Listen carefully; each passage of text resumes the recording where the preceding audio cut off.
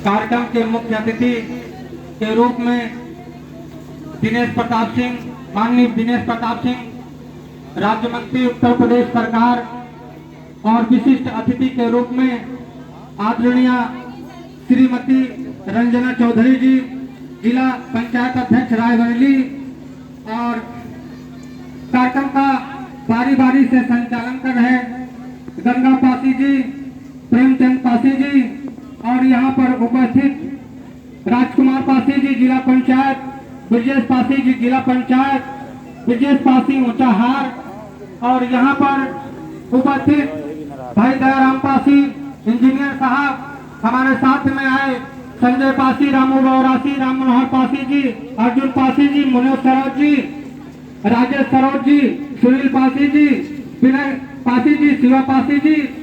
साथियों, आज इस मंच से कुछ कहने से पहले सबसे पहले हम अपने समाज के महापुरुषों, क्रांतिकारियों और महाराजाओं के चरणों में श्रद्धा सुमन अर्पित करते हैं।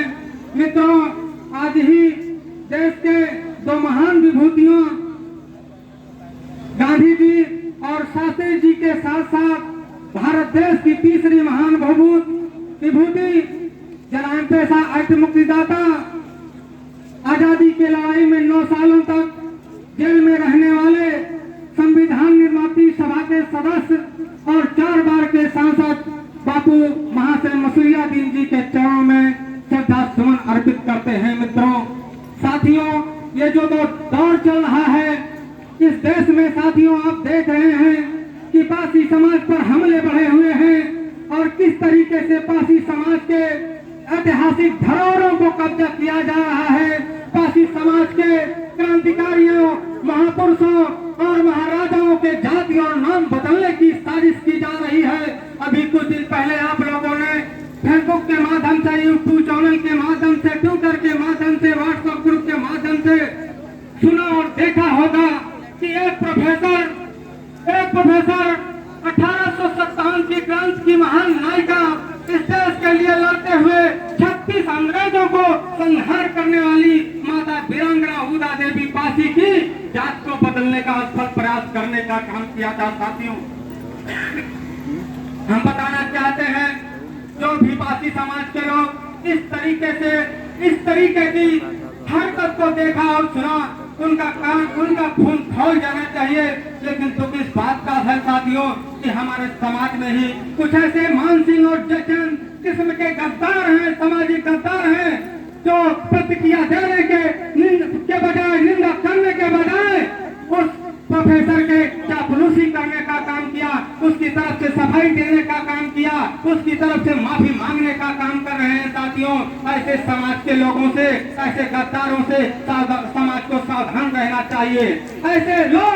ऐसे लोगों को चंदा देना बंद कर दीजिए, ऐसे लोगों की दुकान बंद हो जाएगी। साथियों, ऐसे समाज के गद्दार समाज को सिर्फ गुमराह कर सकते हैं, समाज की लड़ाई नहीं लड़ सकते हैं। साथियों, आपसे बताना चाहते हैं, समाज में बदलाव की लड़ाई वही लड़ सकता है, अपने ऐतिहासिक धरोहरों की रक्षा की लड़ाई वही लड़ सकता है। साथियों, जिसको अपने समाज से प्रेम होता है, अपनी ऐतिहासिक धरोहरों से मोहब्बत होती है, निश्चित रूप से साथियों ये लड़ाई अपने समाज से प्रेम करने वाला, अपने ऐतिहासिक धरोहर से मोहब्बत करने वाला, आशिक दीवाना और जिंदा जमीर वाला ही लड़ सकता है। मेरे नौजवान साथियों, हम आपसे कहना चाहते हैं, आज जिस तरीके से इस महाराजा माहेपासी किले पर सुदूर अंचलों से भारी भीड़ जनता की आई हुई है। साथियों, यही जनता आपके सामाजिक परिवर्तन की लड़ाई में साथ देगी। मित्रों, और ये जनता जिस तरीके से महाराजा माहेपासी किले पर आस्था प्रकट करने आई है, साथियों, इसने साबित किया है साथियों कि नए घर में आजकल नए घर में पुरानी चीजें कौन रखता है, शहरों में परिंदों के लिए पानी कौन रखता है। हम आप जैसे लोग हैं जो बचाए हुए हैं इस गिरती हुई शाख को, वरना सलीके से अपने घरों में महापुरुषों की निशानी कौन रखता है। साथियों, आज देख रहे हैं मित्रों समाज पर किस तरीके से कहर बरपाया जा रहा है, किस तरीके से हमें मानसिक गुलाम बनाकर हमारे इतिहास को रही है। हम बचपन से सुनते चले आए हैं, बहुजनवाद की मीटिंगों में, वामपंथ की मीटिंगों में ये बताया जाता है हमें कि पासी समाज दलित और अछूत था।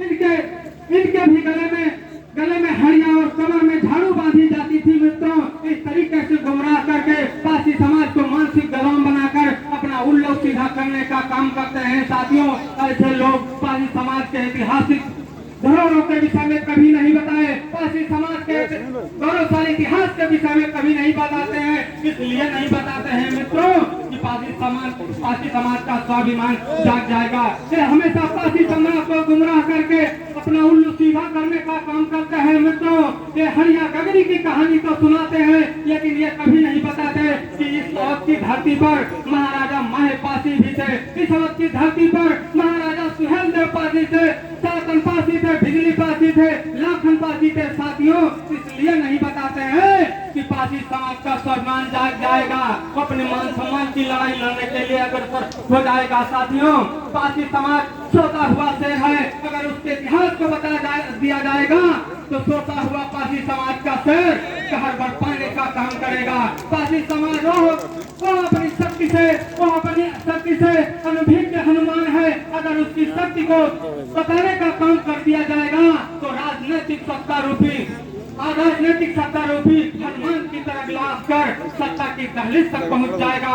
अगर पासी समाज एक बार शासक बन गया तो सत्ता से हटाना उसको मुश्किल हो जाएगा। इसलिए पासी समाज के साथ साजिश की जाती है, पासी समाज के इतिहास को गुमराह किया जाता है, पासी समाज के इतिहास को कब्जा करने का प्रयास किया जाता है। मित्रों, हम आपको बताना चाहते हैं इस तरीके से पासी समाज के नौजवान अपने ऐतिहासिक धरोहरों से मोहब्बत करने लगा है, पढ़ लिख कर जागरूक होने लगा है। आने वाले समय में वो दिन दूर नहीं साथियों कि अपने समाज की रक्षा करने के लिए, अपने ऐतिहासिक धरोहरों की रक्षा के लिए अगर जरूरत पड़ेगी तो अपने सर पर कफन बांध कर निश्चित रूप से अपने समाज की लड़ाई लड़ेगा, अपने हक और अधिकार की लड़ाई लड़ेगा और ये साबित करने का काम करेगा कि हम बचाएंगे, सजाएंगे, संवारेंगे तुझे, हर विषय नक्त को उभार कर चमकाएंगे तुझे, हर राह इमदाद की देखे भले तौर नहीं, हम भगत सिंह के साथी हैं, कोई और नहीं। साथियों, इन्हीं शब्दों के साथ हम अपनी बात को समाप्त करते हैं। धन्यवाद साथियों।